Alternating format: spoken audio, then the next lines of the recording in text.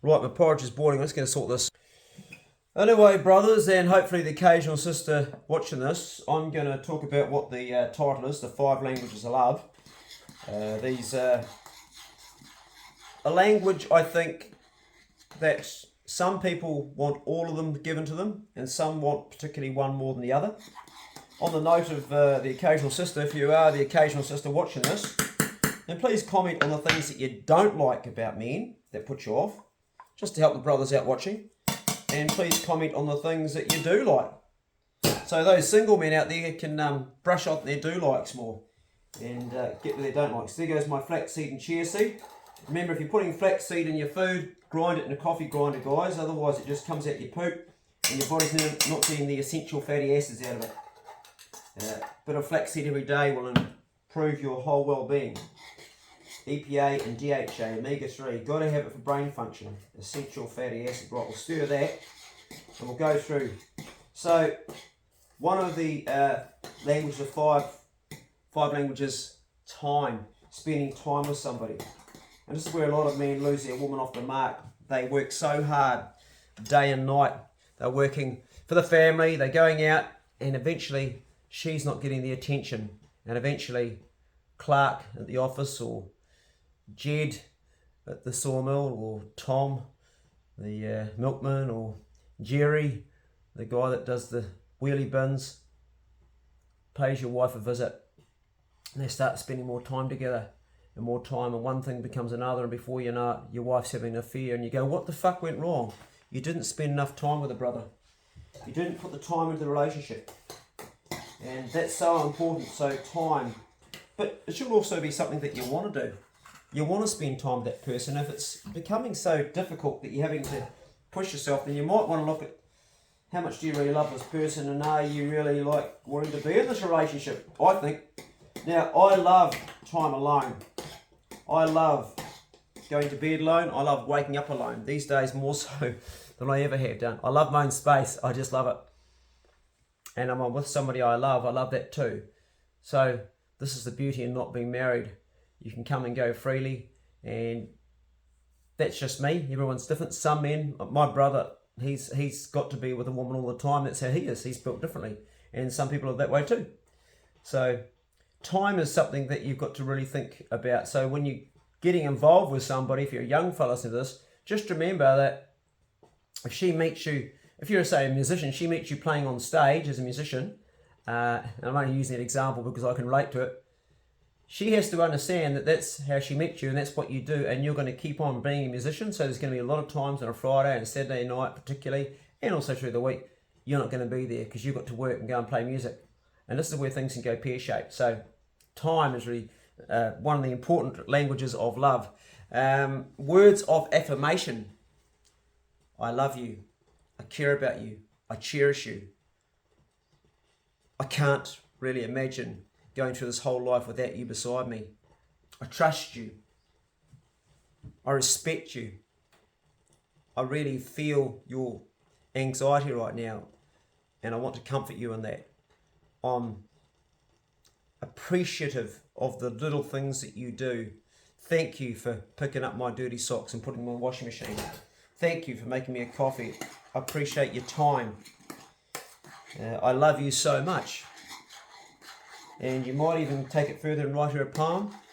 In the case of me, pick up your guitar and write her a love song, or make a love song.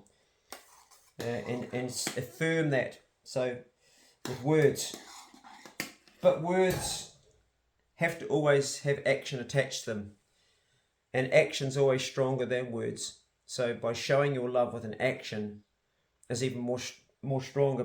But the words are the prerequisite to the action you're doing with that woman. So you really want to be completely like, with your words, true, and they've got to be concrete and solid like that. Not just, I love you, baby. Don't throw that around. Show her you love her with the words. So back it. So words of affirmation are really important. We're going to just stir again. Just let me do a little cook up here. I can't talk and do this at the same time. Righto, back again. These are snap vlogs where I just pause, record, pause very quick. It's the only way I can make 2 videos a day. Blueberries into the mix. That's a good fruit to have every day for you. High antioxidants and polyphenols and all the other good stuff that you need. Vitamin C. Going to keep those bugs and nasty things away. I don't get viruses and colds. I've had one flu in the last 20 years. That was when the swine flu was around. I got that. And that's all. I just get the really major diseases like cancer and heart disease. Oh, far out. Yeah, Mr. Healthy. Okay.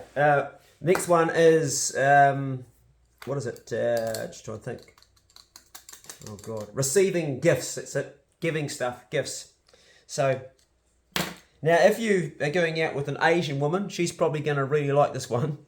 Because that's what, in my experience, they want is they want lots of gifts. They want you to buy everything. They want you to pay for every coffee, and that's probably a race type thing, or not a race thing. Yeah, well, it's more of a cultural thing, I think. They want the man to provide everything. Kiwi women don't seem to be that way. They seem to want to shout you as many coffees as you shout them, and give as much of themselves. But gifts.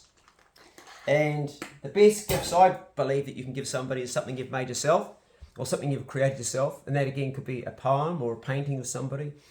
And if you're not a creative person, maybe you build them something like something that's a love chair would be a cool gift, wouldn't it? If you're good with your hands and say, hey, this is for us to sit down in.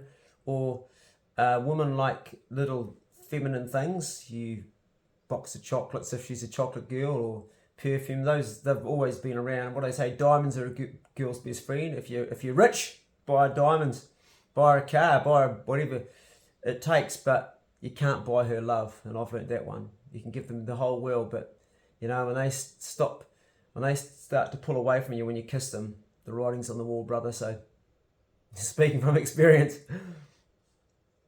yeah, doesn't matter how much you give. You can go out and keep their freezer and meat. You can go out fishing in your kayak and keep their fridge and fish. You can take the vegetables out of your garden and put that in their letterbox, and you can give them all the eggs of your chickens, and you can pave their driveway when you crook, and you can cut all their trees down with your chainsaw, and you can tidy everything up. But when the love stops, no amount of gifts are gonna bring that love back. I'm speaking from personal experience here. Hard lessons in love, eh? They hurt, but that there is something to be aware of. Don't think you can ever buy a woman's love, because you can't. No, it's a hard one to recognise when the love stops for us men. Sometimes we don't read it very well, or I don't anyway. I've often thought, oh no, she loves me, but she didn't. So what's another language? Well, physical touch is a biggie. That's one of the 5 languages, physical touch.